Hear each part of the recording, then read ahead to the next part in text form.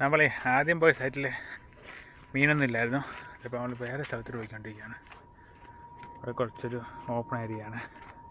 ഇവിടെ നോക്കാം, ഇവിടെ നമുക്ക് കുറച്ച് നല്ല ഒരു സ്പേസാണ്. കുറച്ച് വെട്ടം വെളിച്ചമൊക്കെ ഉണ്ട്. ഇവിടെ നിന്ന് കിട്ടും നോക്കാം. ഓക്കെ, ഇരിക്കാനുള്ള സൗകര്യങ്ങളൊക്കെ ഉണ്ട്.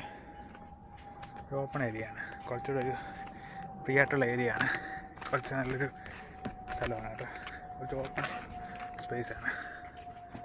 ഇവിടെ നോക്കാം, അവിടെ നിന്ന് കിട്ടും നോക്കാം. ഇവിടെ നമുക്ക് ഡ്രോൺ വെക്കാൻ സൗകര്യമുണ്ട്.